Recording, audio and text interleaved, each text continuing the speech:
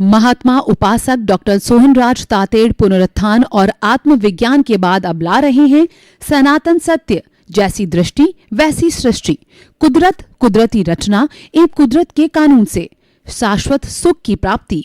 Log in करें www.drsohanrajtated.com, YouTube channel doctor Sohanraj Tated, play store से download करें mobile app doctor Sohanraj Tated.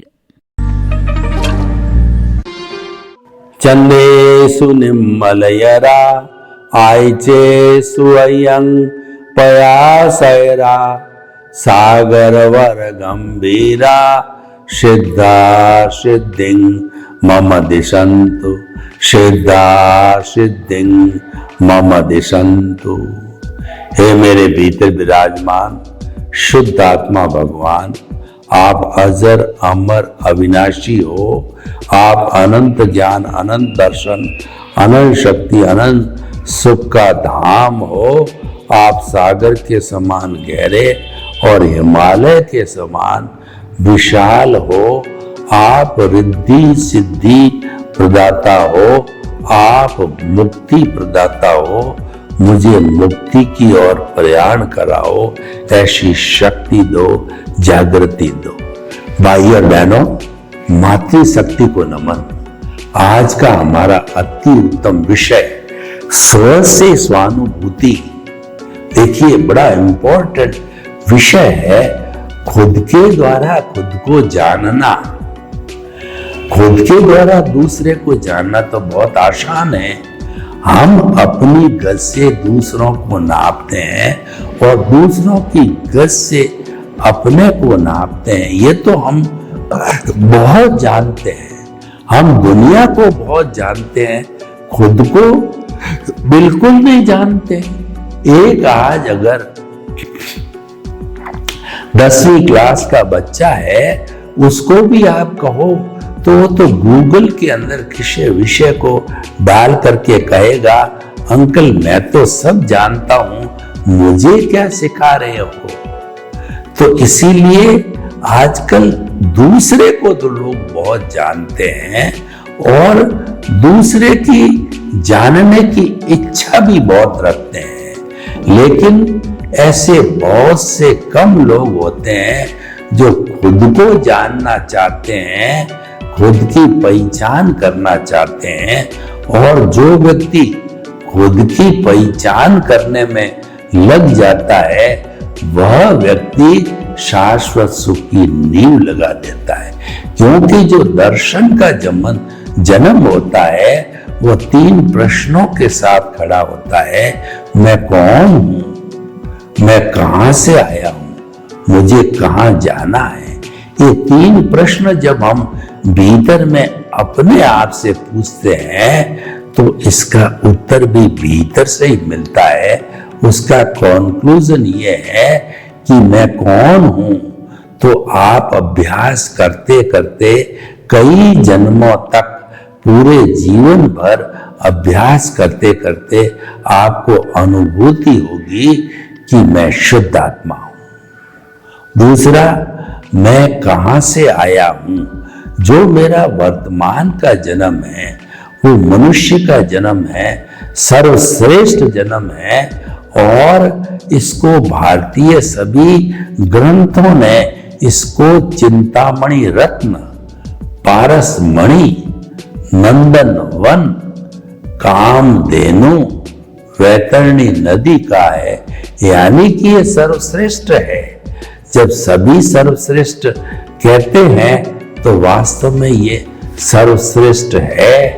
तो जब ये इतना सर्वश्रेष्ठ है, तो इसका मतलब ये है कि पिछले जन्म में भी मैं या तो देव गति से आया हूं या मनुष्य गति से आया हूं। अच्छी गति थी हमारी पिछले जन्म में, जब आज ये अच्छा मिला है। जिसका प्रेजेंट अच्छा है, इसका मतलब उसका पास्ट अवश्य ही अच्छा रहा है। और मुझे कहां जाना है, आपको ये देखना है कि आपको लक्ष्य बनाना है इस जीवन के अंदर कि मुझे कहां जाना है।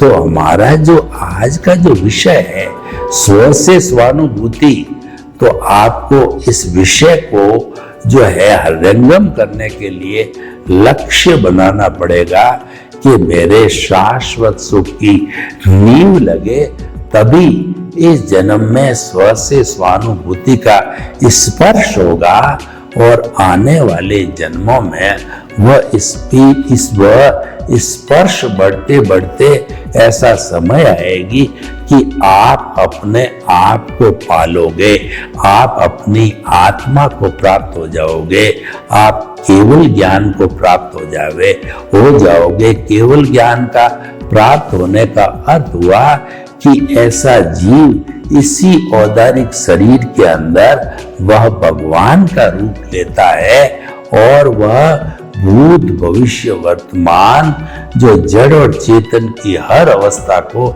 जानने वाला हो जाता है। उसके पास में परफेक्ट एब्सोल्यूट ट्रुथ आ जाता है और दुनिया में ऐसा व्यक्ति केवली होता है, उससे कुछ भी छिपा नहीं होता है, वो भगवान होता है। जैन परंपरा कहती है कि केवली से पहले कोई भी जीव जिसको केवली होना होता है वह 8वां जो गुण स्थान वो टर्निंग पॉइंट है, वो डिसाइडिंग पॉइंट होता है कि उसके ऊपर जाकर के जो 8वें गुण स्थान के ऊपर क्षपक श्रेणी लेता है वो जीव। क्षपक श्रेणी लेने वाला अंतर्मुहूर्त 9वां, अंतर्मुहूर्त 10वां, 11वां को छोड़ देता है। 11वां जो है उपशांत मोह होता है। वो क्या है कि जैसे सांप चिड़ी का खेल आपने खेला हो तो ऊपर सांप का मुंह ऐसा होता है, ठेठ ऊपर जाकर के वो काट जाता है, तो फिर आपको नीचे आप 1 नंबर पर आ जाते हो। इसका मतलब है उपशांत मोह का अर्थ ये हुआ कि ऐसा जीव मोह को दबाता दबाता दबाता जाता है और उपशांत का अर्थ हुआ एक चिंगारी उसके ऊपर राख आई हुई है तो वह उपशांत कहलाती है। उस पर हम पैर देते हैं तो गर्मी लगती है और जब हवा का झोंका आ जाता है तो वह चिंगारी प्रकट होती है और प्रकट होकर के फिर वो दावा नल तक लगा सकती है, इतनी क्षमता प्राप्त हो जाती है। तो वही उपशांत मोह नीचे तक ले जाता है। लेकिन जो क्षपक श्रेणी में जाता है वह उसको काटता जाता है। काटते जाने का अर्थ ये कि आपके कोई घाव हुआ और उस घाव के अंदर जो है डॉक्टर ने शल्य चिकित्सा करके वह आपके टांके लगा दिए, तो अब उसके ऊपर बेटाडीन वगैरह जो है लगा करके और उस घाव को भरता है। अब उस अगर घाव के अंदर आपका 1% भी, एक कण भी पस का नहीं है तो नई चमड़ी आ जाएगी, और 1, 2, 5, 10 कण भी अगर पस के बच गए उसके अंदर तो फिर से घाव हो जाएगा।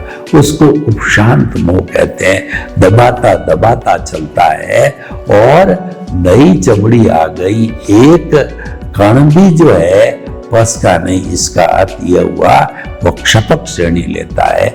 ऐसा जीव क्षपक श्रेणी लेता हुआ 9वां, 10वां, 11वां को छोड़ के 12वां जो है अंतर्मुहूर्त में जाता है, वीत राग हो जाता है।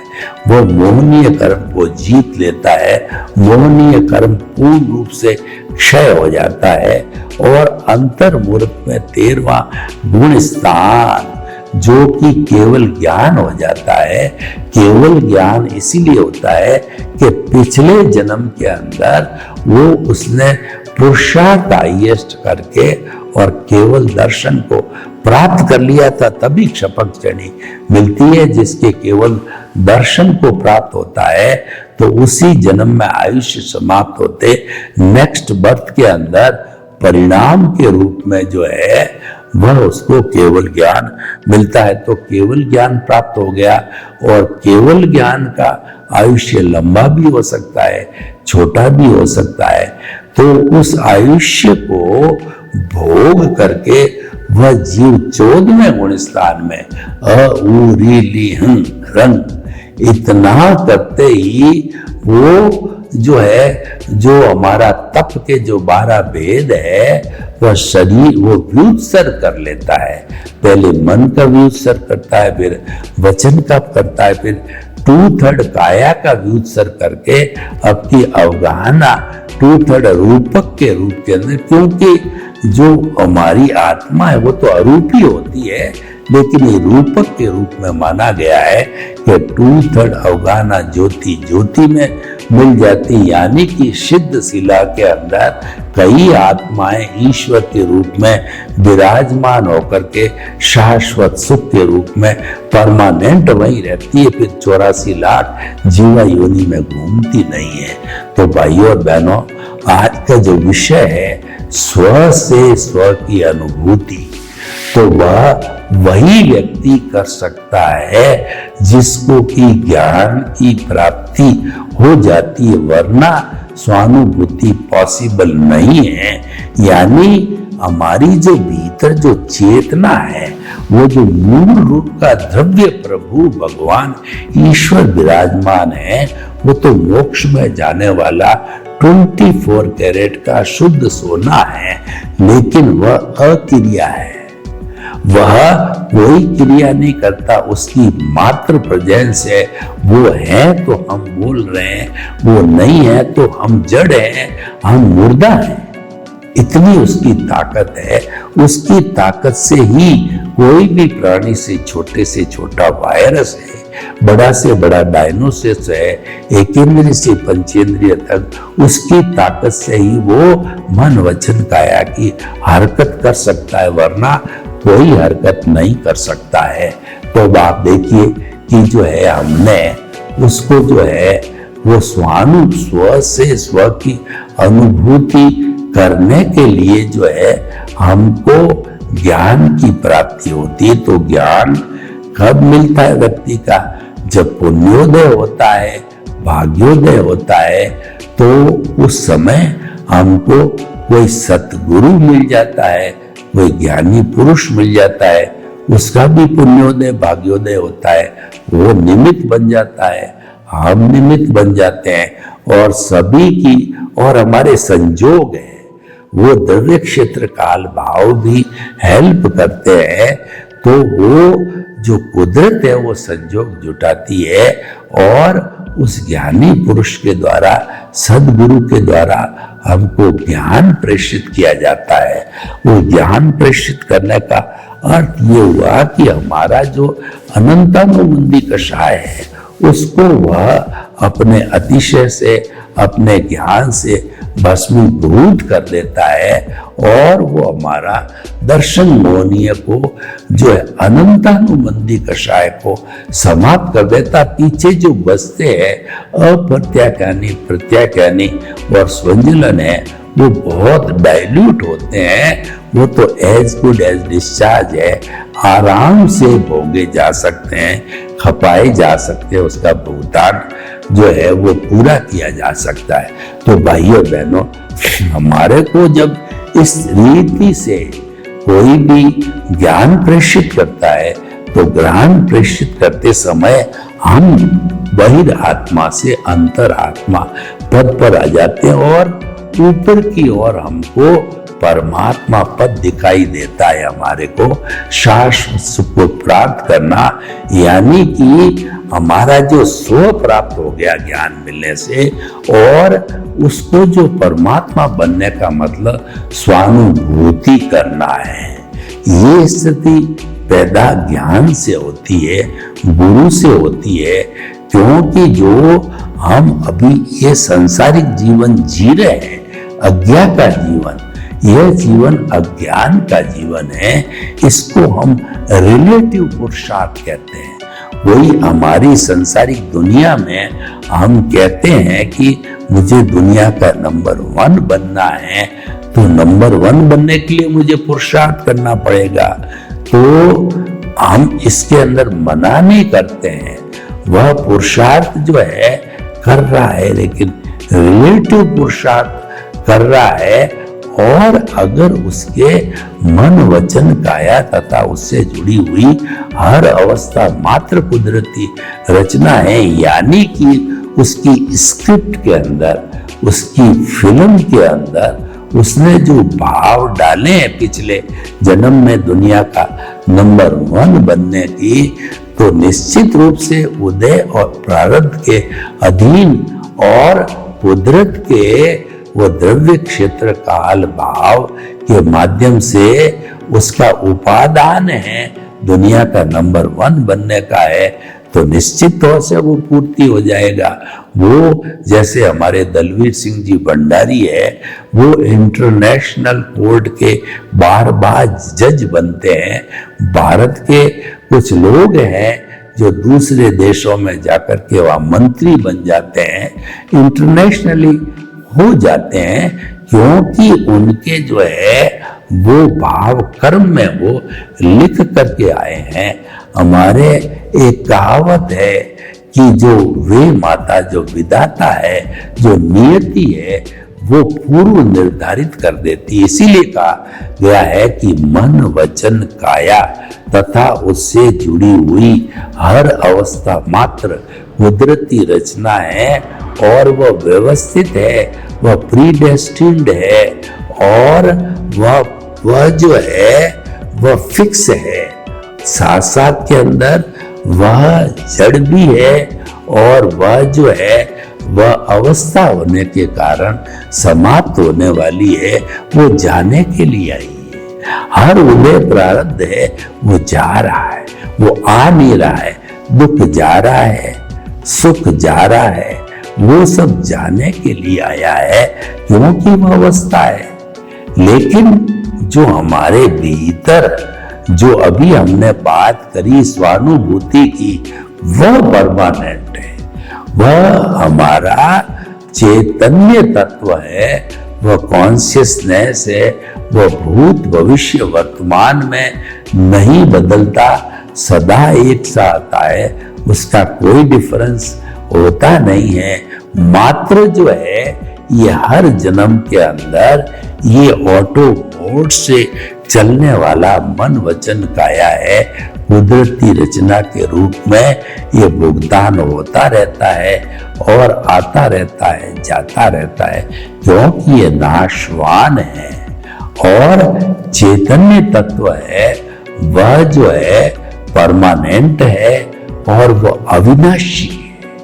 ये दोनों का डिफरेंस बड़ा होता है। तो हमने विषय लिया स्व से स्वानुभूति करने का अर्थ ये हुआ कि हमारा ज्ञान के बाद में हमारा जो है, हमने हमारे जो दर्शन केंद्र है, हमारा जो ये आज्ञा चक्र है, वहां पर अंतरात्मा बनने का अर्थ ये हुआ कि हमारा जो प्रभु है वह मन वचन काया से मुक्त है, समय शुद्ध आत्मा, उसकी प्राण प्रतिष्ठा यहाँ पर हो गई, वह जिंदा भगवान बन गया।